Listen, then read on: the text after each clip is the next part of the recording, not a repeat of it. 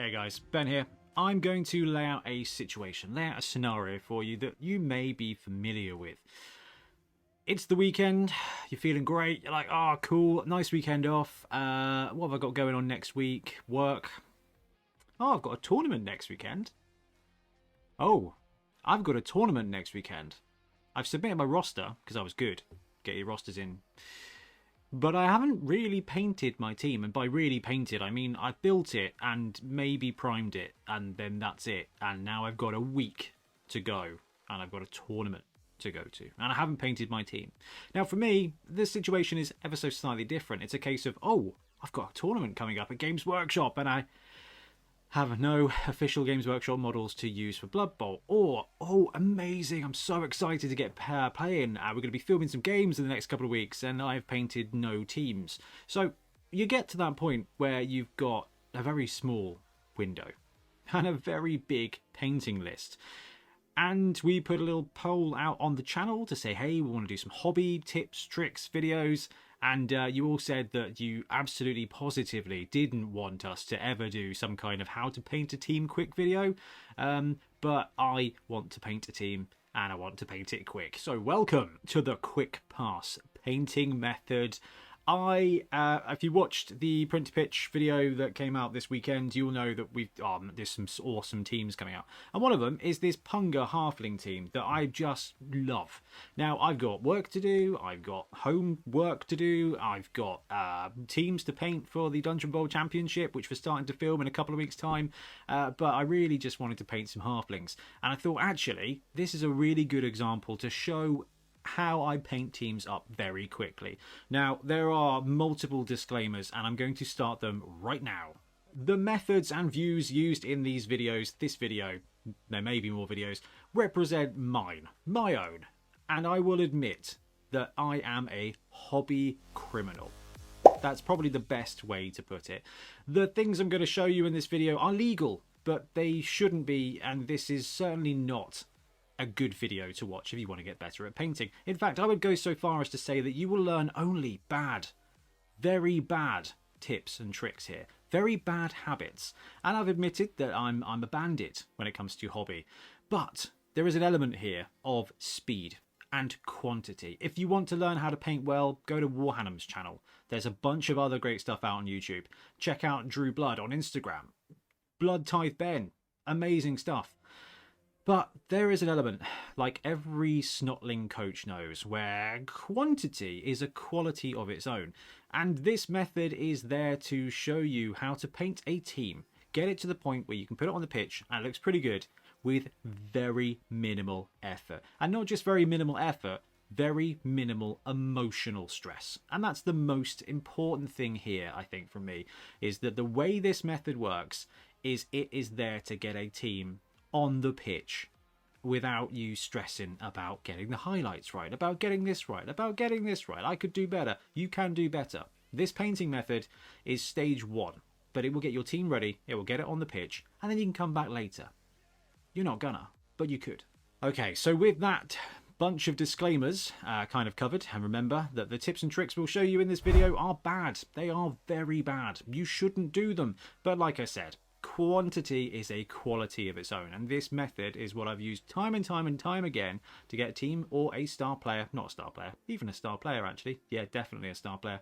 I never did finish Hackflam, but I got him painted enough for the show, or my Rat Ogre the other week at Nottingham, ready to go with just a couple of hours of painting. So what we're going to do is we're going to paint this month's release from the Punga Patreon, because the models look fun and I wish to get them painted for my emotional well-being.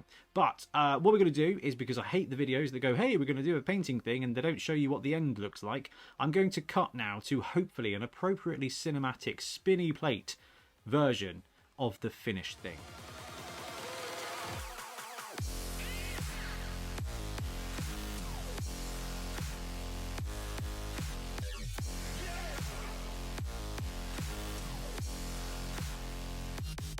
Yeah, I know what you're thinking. You're thinking, that looks like pro-painted stuff from eBay.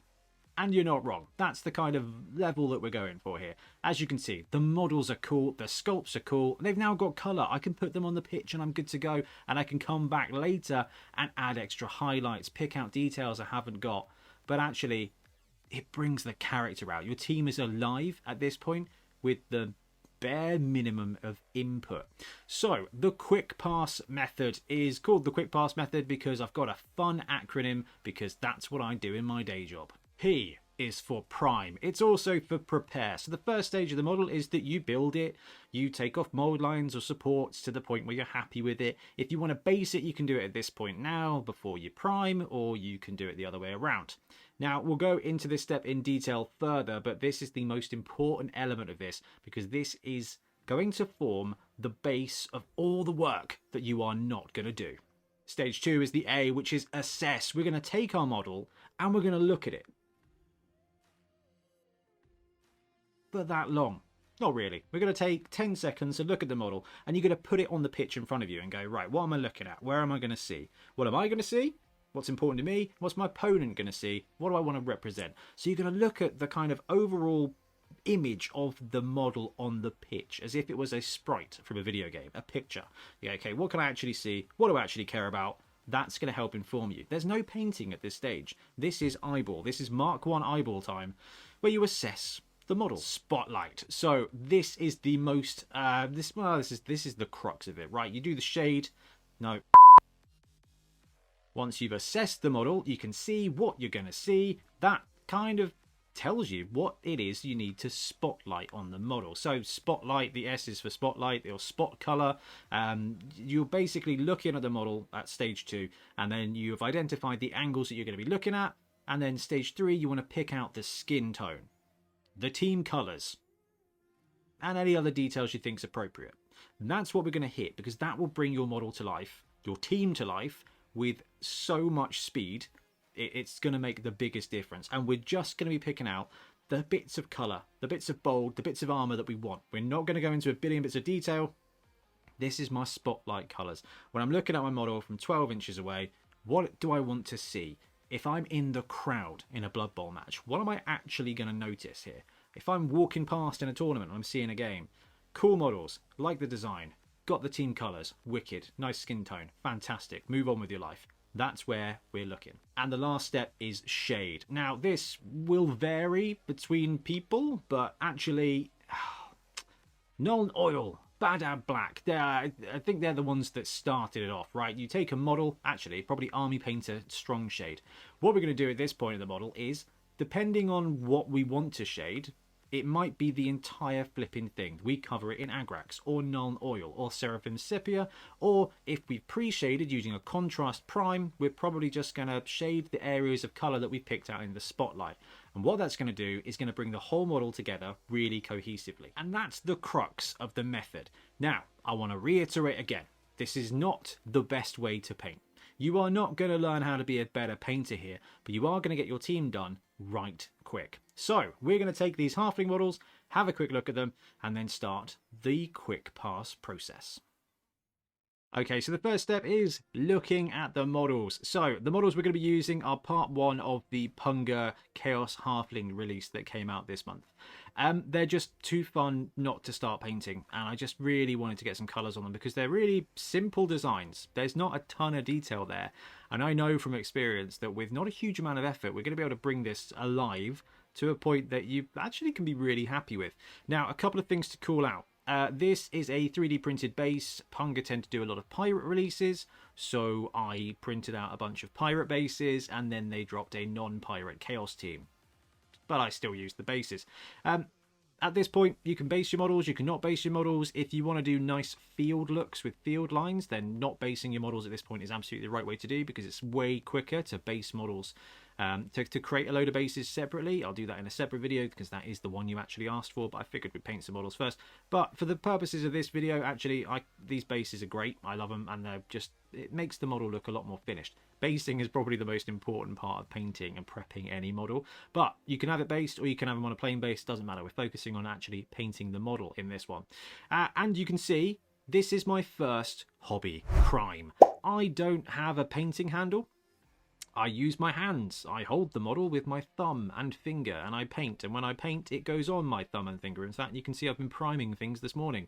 It goes on my thumb and finger because hobby crime. That's the first one that you probably shouldn't do. The second thing is this. So didn't have a painting handle, so I got a bunch of old Games Workshop paints or paints that were just on the top of the pile that I don't intend to be using right now, and I glued my models to the top of them. I know, I'm an animal, but for the sake of this video, that means I can hold this and show the model off instead of having my big fat thumb in front of it. So we have got a wonderful assortment of models here. We are going to be painting up every single one of the team. In fact, we'll show a quick image of the team now. I think you'll agree they're very cool models. So we got 1, 2, we got another hefty here, 3, 4. This is the other hefty, 2 wicked hefty models, really like that. And then there is another 3 halfling dudes, a Slanesh lady, a Nurgle kind of circus dude. That is kind of Punga's jam. A guy with a ham hock because, you know, halflings. And then the most beautiful tree man model I've seen in a very long time, / ever. Now this one is going to be very special. But you can see with all these models, there's a nice bit of canvas. There's a nice bit of detail. And I think we're going to be able to do this very nicely, very quickly. So, stage 1 is priming the model, and this is the most important part of the pass method. There are 2 versions of this, but what we're going to do is either take a model that is primed white, maybe grey, but preferably white, and we are going to cover it in a contrast paint of our choice. Now, the alternative to this is to grab a coloured primer. So I use the Army Painter Brown quite a lot. I've used Army Painter Green as well. Now the purpose for that is because we want to get kind of the base coat of the model a neutral tone, or the tone of your colour. So the tone of your team colour. Now the reason for that is because what we're going to be doing is we're going to be using that as a base for the model, and then we're just going to pick out the bits of colour that go over it. So everything we don't bother touching is going to be that colour. Now that's going to do a couple of things. It's going to save us a ton of time, and it's also going to bring the model together without actually any effort at all. So I thought what we do for these halflings is use my favourite priming contrast at the moment, which is Garagax Sewer. Now this is a brown contrast paint. There's also Wildwood. Wildwood is amazing for this as well, but Garagax is a little bit it's a little bit lighter. I don't actually have any. I just need to stop tidying my desk. So Garagax Sewer is what we're going to use, and we are going to use this liberally to cover all of the model. Now because we've got bases here that we want to be woody as well, I'm going to cover the bases too. So this bit is very exciting because I'm going to cover everything in brown.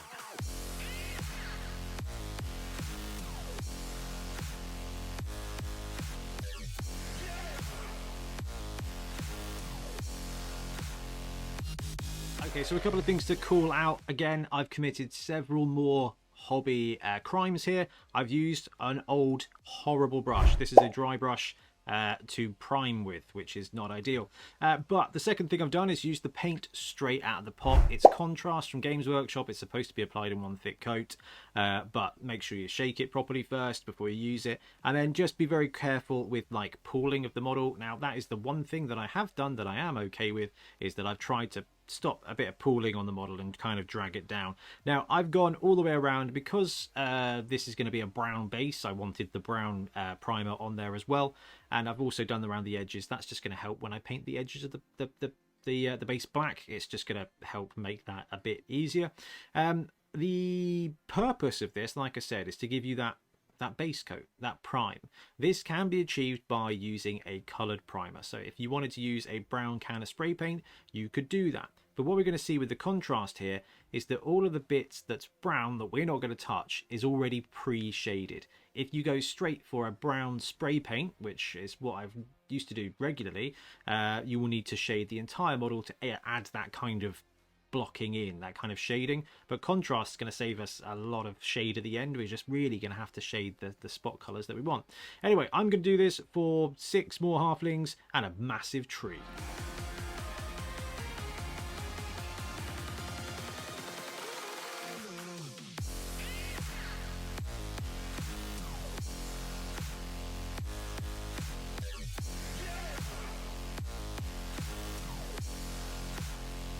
Okay, the Halfling boys and girls are done. Now it's time for the big Chungus himself. Absolutely love this model. This is just one of my favourite Tree Man models. And I think it's going to be really cool to see the first coat of contrast go on it. I think it's going to really start bringing out all the awesome character of this model. Now, I know you've just watched me contrast some other models, and this is not an exciting part of painting, but I just look at the model is so good, I wanted to show it off. Now, it might be smarter for me to not do the contrast on the flame, because this is going to be high brightness flames, so it would have been totally acceptable, and in fact probably way smarter for me to leave parts of this, you know, undone, because now as I'm putting the contrast on this model, as I'm putting the contrast on these flames, I realise that that is going to be the most challenging part now, is going back and making it so that the flames are nice and bright. However, I've done it. It was a choice, and I think that probably goes down as another hobby crime. Maybe hobby misdemeanor, I don't know. Although I feel like that might be the same thing in America. I don't know. Maybe not. Anyway, we are just going to prime this bad boy.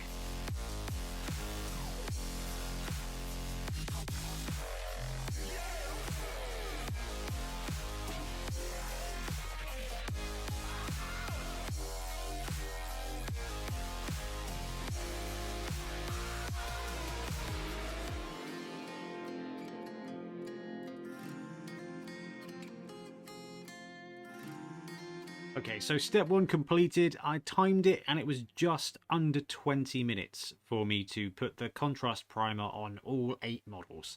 So let's say you've got a team of 12, then I don't think it would be unfair to say that actually half an hour you could casually do that. And remember, I was filming and cutting and repeatedly putting on different synthwave tracks to keep me entertained.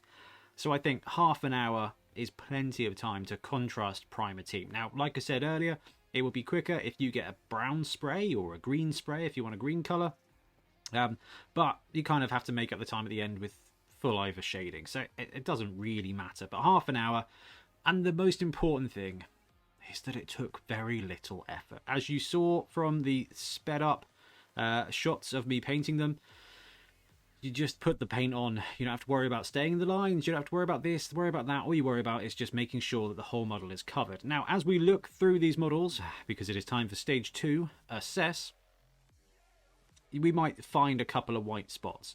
Not going to be the end of the world, because actually, as we're picking out colours, and at the end of the model, we can just put a bit of shade over those bits. We're going to be using Agrax or Seraphim Sepia, so it's just going to turn those white little dots into brown little dots, and you're not really going to see them. But anyway, stage 2 is assess. So we've got our models. That's one of them. Let's grab the corn boy, because he's probably the second. Is my coolest model in here? I don't know. It's up there. We got a little white spot. We've got a little white spot in the metal thing there. There we go. So that's exactly what I'm talking about.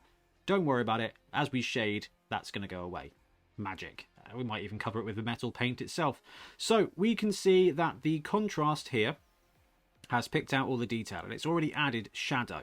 I'm not going to go so far as to say this model is complete, but actually we've got a ton of the work done for us. And what we're going to be doing now is the assess phase. So we're going to be picking out the points that we need to add colour to. They're picking out the bits where we want to kind of bring the eye to. Now this model is going to be on the pitch. It's going to be 12 inches away, and we're going to be looking at it not like this. You're not very frequently going to be looking at your model like this. All right, they're halflings, they're going to get stunned, so you're more likely to be looking at them like this. But the majority of the time on the pitch, it's going to be like this. This is how you're going to see them. You're going to see them side on, you're going to see them at kind of a 45-degree angle. So we kind of need to look at this and go, right, what are the... Hello, brush. What are the important points? Where is my eye being drawn to, and what's the light hitting? So for this model, as you go kind of down, you kind of draw your brush down. You don't actually have to put your brush on there, but you can kind of see the areas. So you want to pick out the top of the skin. You want to pick out the armor pieces. You want to pick out those bits there and this fabric here. I'm not going to worry too much about the trousers, because actually brown is fine. And that's it. As you're kind of looking at the model, you're like, right, what's important? What's top down here am I going to be looking at, and am I going to be seeing? So the assess phase, that's it. You look at each of the models and you go, yeah, cool, right, what am I picking out? Picking out the armor, picking out the skin. That's what you're going to be doing. And it's kind of just a stopgap to say, right, have I missed any bits that are big that I want to make sure are covered? Is there anything special I need to think about? At this point, you want to be considering, what colour am I going to paint my team? And as a appropriately chaosy team, I thought I would go for a mixture of these two colours. Juicy pink and very juicy green. Now, you can paint them as drab as you like or as bright as you like. I think I'm going to go primarily moot green, and we're going to mix in some metal as well, because the colours that you're going to need now, I think, is probably the best point to start thinking about. You're going to need a skin tone for your guys. Now, you can mix it up as much as you want, but remember, this is quality, not quantity. No, it's not. It's the other way around, isn't it? Quantity, not quality. So we're going to be using Bugman. I love Bugman's Glow as a kind of more tanned than your bog standard Cadian or Kislev, and I think I want my Chaos guys to be ruddy. This gives you a ruddy skin, and I like it. It's also a really good paint to mix with bold colours if you want. So if you're doing a nice orange on a model, mixing a bit of Bugman's will get you a nice bit of coverage.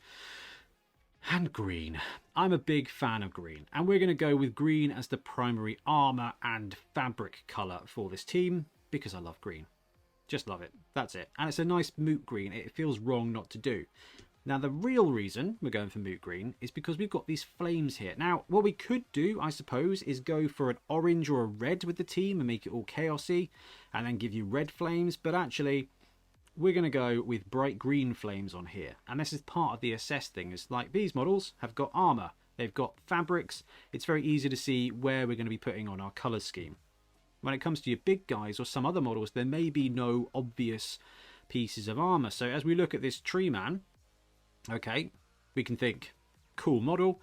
There's some metal bits to pick out. There's some metal bits to pick out. There's some metal bits to pick out. There's no armour. There's no kind of obvious points at which to kind of, yeah, you could put a little bit on the back bit there, but it's not, that's not what it's for, right?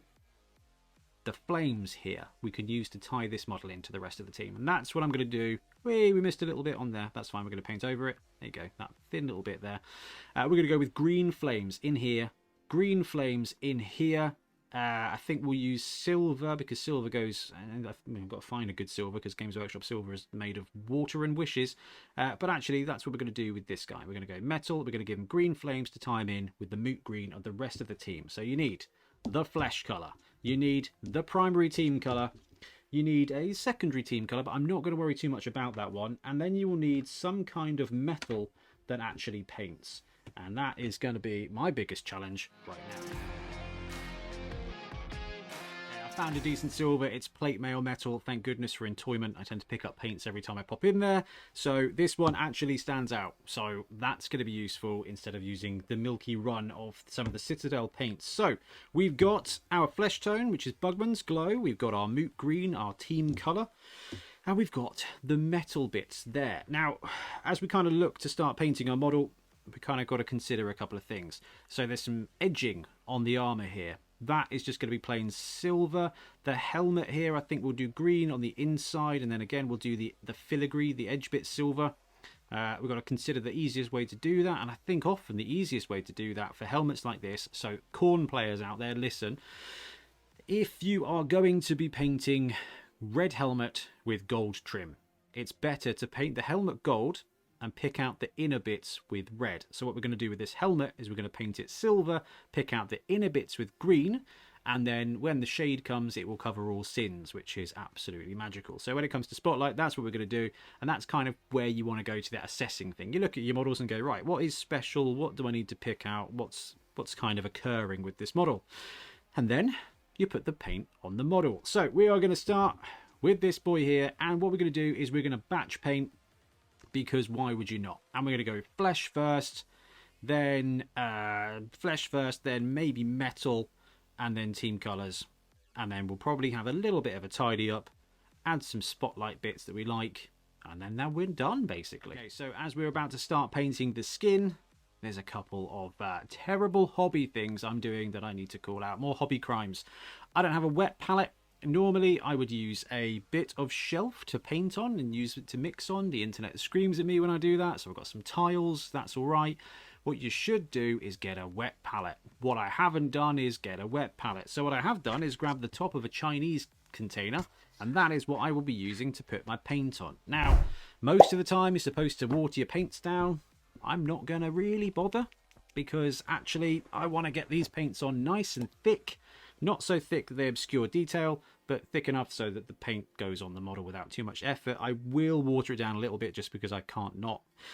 And the second hobby crime I'm using is that I'm using a medium base brush here. So we've got small models with nice detail, and I think for the most of it I'm going to be using this to dot in the paint. Now, there is a very good reason for that. And also, I'm really sorry, I'm probably going to lick my brush a couple of times, because that is just, again, another thing that I do. So we grab a little bit of water to make it a little bit more malleable as a paint. It depends on which paint you're using. Bugman's Glow is quite a chunky paint, so I quite like it. But you need a bit of water. So what we're going to do here is different to the contrast bit. And unfortunately, guys, it's going to take a little bit more concentration than the previous step. But we are not painting the entire area. We are kind of filling in the gaps. Now, what we've got with our shading method already is it kind of points out what you're seeing and where the lines are. Okay, so we're just kind of highlighting, really, inside the lines. And this is not something that I'm too fussed about. So we're not going to be filling all the way in down to the detail. We're just going to be kind of hitting the top spot of the paint. And this is why, there you go, I've done it already. This is why I use the base brush here, is because it's big. It's a big brush, and you can kind of push the paint around there to just hit the tops of where you want the detail to go, the tops of where you want the colour to go. Now, because we've got this pre-shaded, this is kind of colouring in inside the lines, which is not fancy. It's not good technique. But actually, it can kind of already hit a pre-shaded element. So you've got this here. So you can see it kind of fills in. It starts to add colour, add character to the model. And then as you shade it in, it's all going to blend in. In fact, a little bit more water will have that kind of spreading a bit down if you want to. Like I said, it doesn't hugely matter. Oh, my ears just popped. That's interesting. So I'm going to continue painting this little dude. I might have to swap over to a smaller brush in a bit.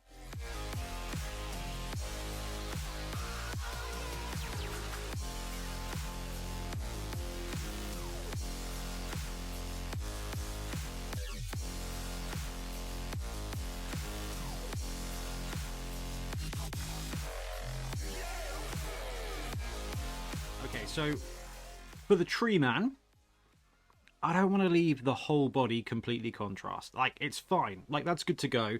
But I think what I'm going to do is I'm going to get a 2-for-1 here.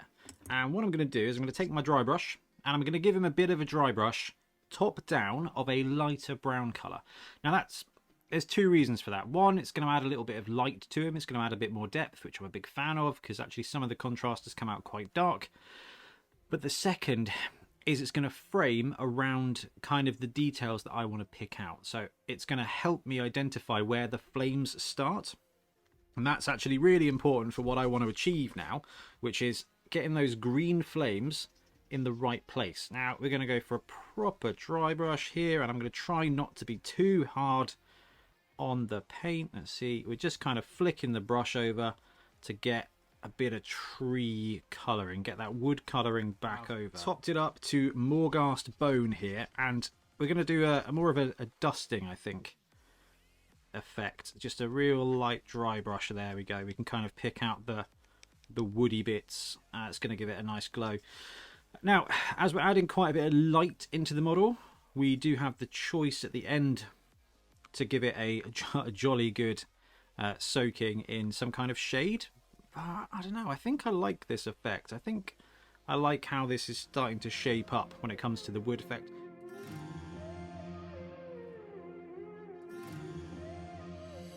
Alright, there we go. So we've got a cheeky little dry brush on the tree. Starting to stand out. Ooh, I think we might go for a shade at the end, actually, just to add a bit of that depth back. But what we have done here is we've kind of highlighted where the flames are. I'm going to do a little bit of a dry brush over here as well, just to kind of help me pick out the metal bits that I want to highlight in silver and get that kind of that rock bit there started as well, because we're going to need to put some rocks on the go. This is going to be silver. Yeah, all right, that's a good start for that guy. Add a bit more of that, I think, and then I think we are actually going to give a bit of shade to him. And we've done a nice bit of highlighting here, so it's on now to the metal and then the flames.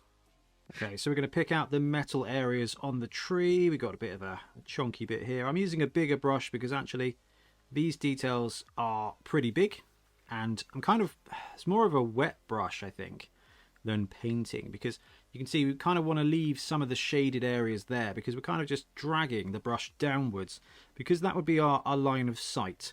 So we've got this ear cog here. Do a bit of that there. We'll drag the paint down. So we're kind of like, it's more than dry brushing, but it's not full on painting. We're just kind of picking out the lightest and highest areas of the detail here, and kind of just dabbing that silver paint on. Now we're going to shade the metal anyway, so those bits that are not covered are gonna, well, they would end up being shaded anyway, but it allows us to get a decent bit of highlight on there. And we're not trying to give it a coverage, not trying to give it a complete coverage of that colour. What we're trying to do is just form the base for the last stage, which is shade.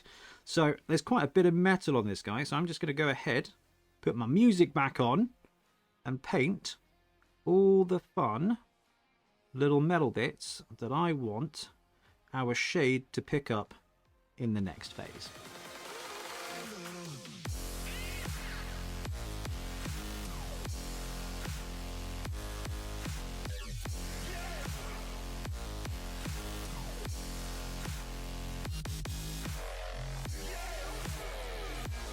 Okay, so I picked out the metal, we picked out the wood. I just quickly put some grey on the stones so that when we shade them, it comes out differently. Now we've got to try and figure out how to do these flames.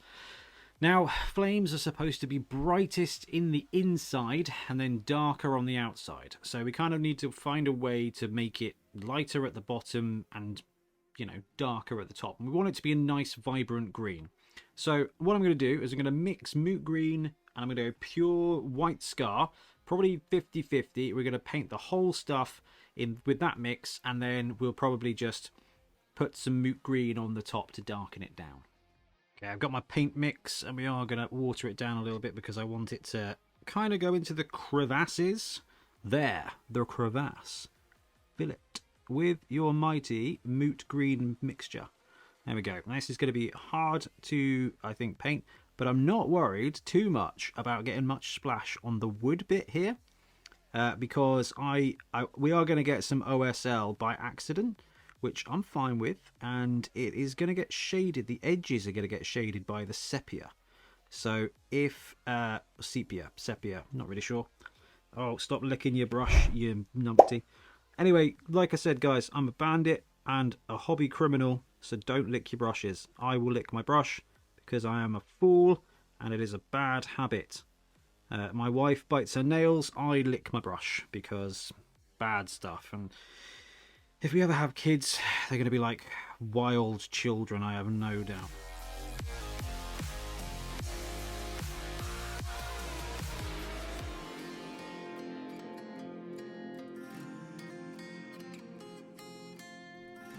Okay, the original plan was to do the whole light inside, dark outside flame bit, but I have no idea how to pull that off, so we're going to change it up ever so slightly.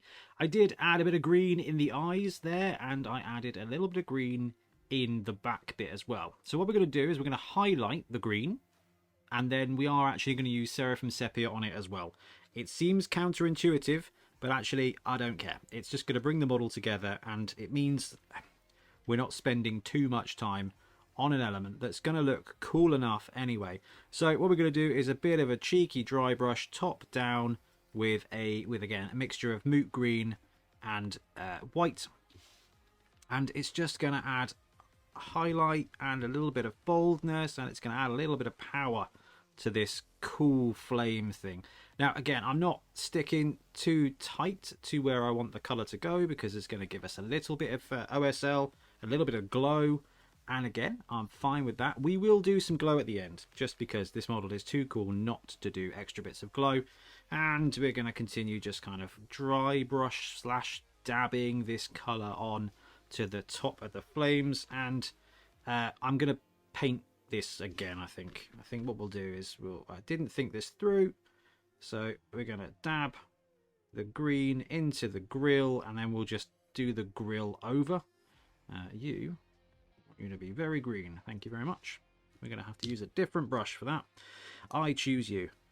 And again, licking your paintbrush because you're an animal, and I just want to get that actually in the gap there. And again, at the end, I'll just paint that bit up silver. Let's add a bit more white to our mix. I don't think we want to go too much higher than this on the light side of the flames, but we can just add a little bit of cool brightness to these flames because they are so cool, and the mini is just such a delight to paint. There we go. Okay, so we got a team color on the tree man.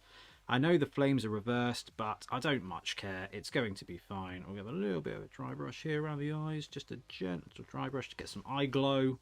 Yeah, there you go. Right, we've done the metal, we've done the trees, we've done the flame, we've done the stone. This guy's ready for the shade as well. Oh, I'll just redo the metal, and then yeah, shade step for the tree man.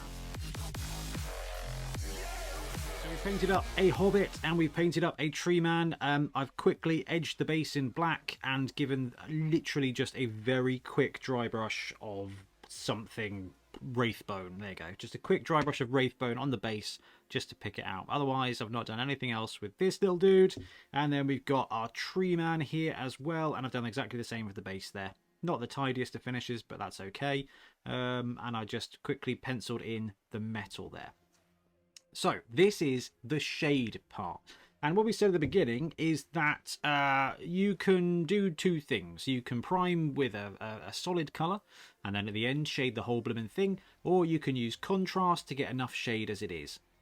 However, at this point, if you want to tile the model in, you can literally just shade the whole thing.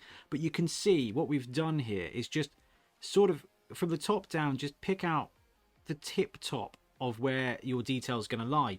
And already, like, that's starting to look great fun and took very little time. But now, this is the crux. This is the most important stage. There's a few different washes you can use. Agrax is amazing. It's going to give a nice dark vibe. I've moved on to Seraphim Sepia as my favourite at the moment, but Nuln, Oil, like the black one, Agrax is good, but I just have Seraphim Sepia here, and that is my favourite one. And we are going to use a dirty, big brush because I'm going to wash the entire model. I'm not going to do any spot washes.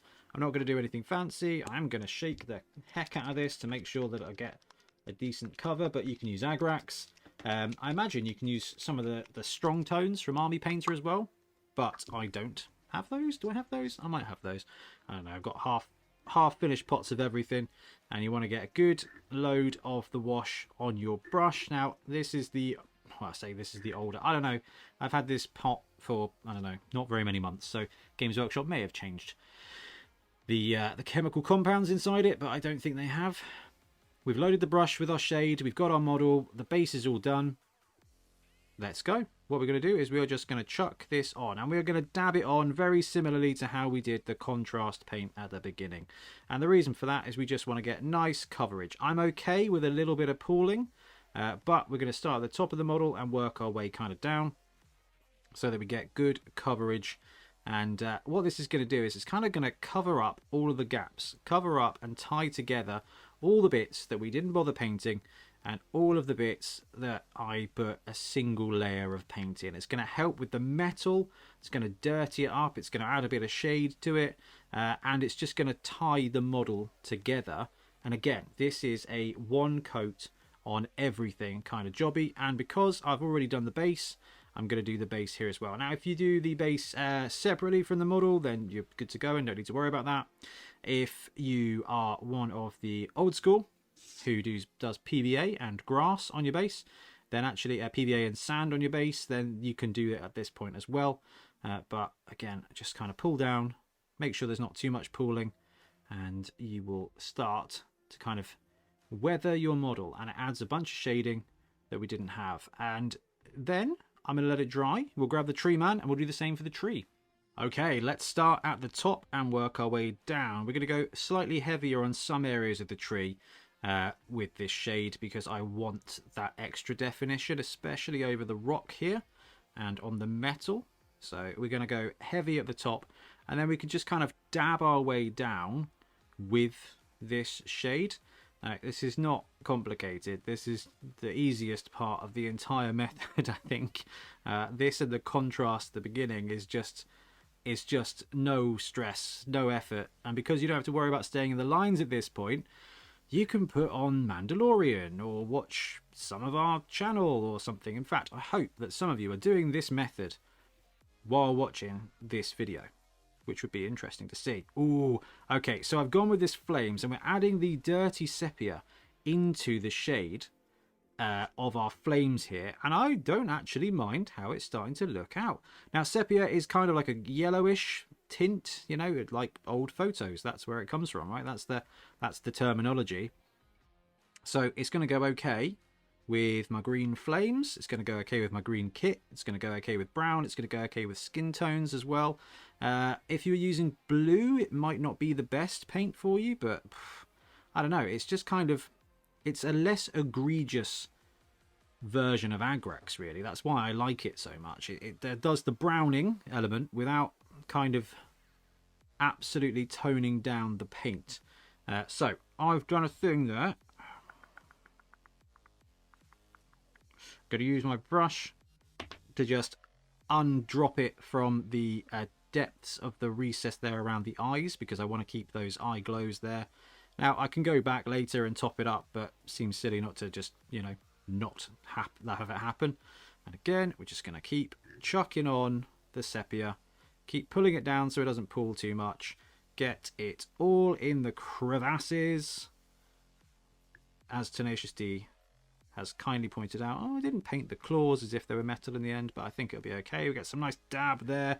We're starting to add a nice bit of tone here, and we can start pulling down from the top into the cages here. I'm not overly fussed if we don't get a huge amount in the cages. I want the metal to be stained, but we're going to get that green glow. Okay, that's cool. If it dries like this, I'll be pretty happy because it will look pretty cool, but I'm hoping it will dry a little bit nicer. Ooh, we're getting some pooling, we're getting some run.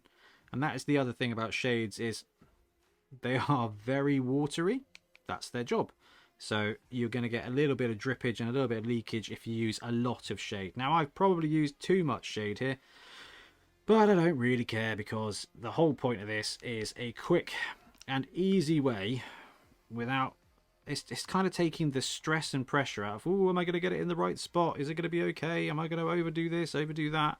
Well, to heck with it. Paint your bold areas and then chuck on some shade at the end, and it will just do all of the fun bit for you. And because we've got this base on the go, I want to make sure that we've got shade in the base as well, because I want this to look cool and I like these bases. There we go. All right, let me have a look on camera. Does it look like we've got shade in all of the appropriate places? I like that bit of weathering on the metal there at the top. That's cool. Happy with that. Let's just spread the shade around the edge of the base. Not going to achieve anything, it just makes me feel better. And you know what? I'm happy with the coverage we've got there. Let's leave it to dry and see how it finishes. Okay, so the shade has dried and I've not done anything else with it. And there we go. You can see that actually with very little effort, I say very little effort, it is very little effort. You just kind of pick out the spot. You just follow the pass process, right? You prime it a nice shaded colour, a nice neutral colour, the colour that you're happy for the background to be. Then you assess the highlights, you assess the points you want to pick out, and then you spotlight those colours, and then you chuck on some shade to tie it together. And actually, you can end up with a very reasonable model in not a lot of time.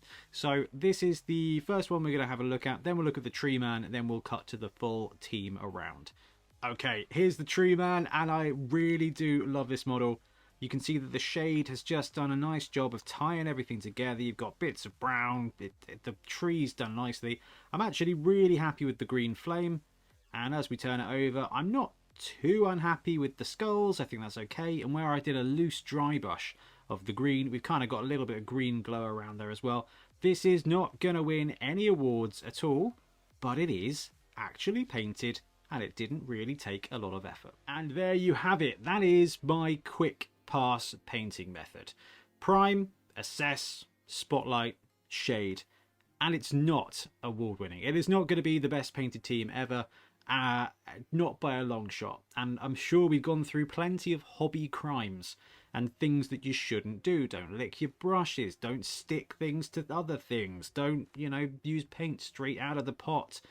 But actually, I was able to paint these guys in, I don't know, a couple of hours or something. It's difficult to say because I've been mucking about filming, but if you sit down and watch a NFL game or a couple of the Bonehead Championship games, an evening you can do a team with no difficulty at all.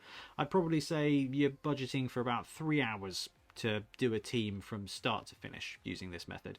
And as far as the paints went, right, we used the prime, we used the skin, we used the 2 team colours, a metal, and a shade.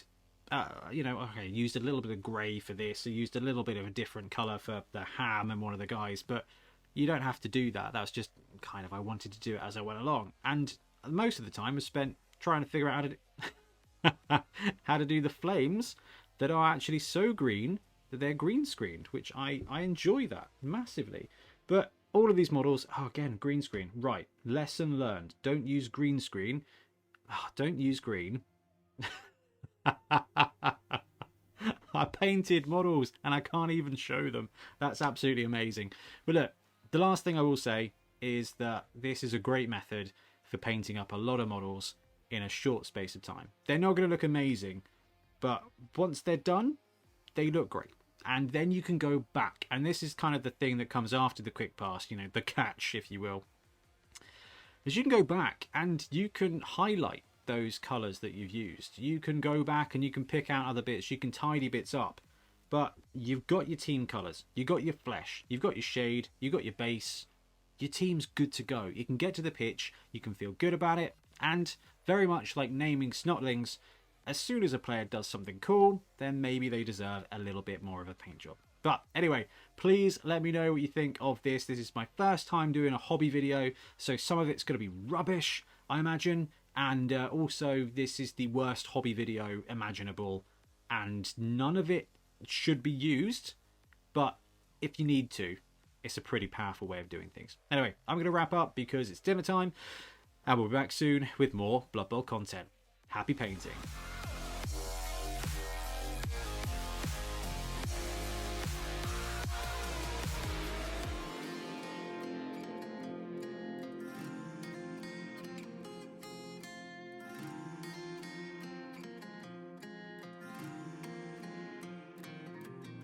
Thanks very much for watching. We really appreciate your support. If you want to support the channel even further, please like and subscribe. It really does help us out. Or come join us on YouTube Members or in Patreon, where you can get exclusive access to some content, some loot, early access to basically everything we do, as well as regular competitions. Or you can pick up some Bonehead Podcast loot either on our website at boneheadpodcast.com. We've got the Dungeon Bowl things, we've got tokens and stuff like that, or on our Spreadshirt site as well. Everything you do just helps us make more content and hopefully do it of better quality. Anyway, thank you very much for watching. Happy blocking.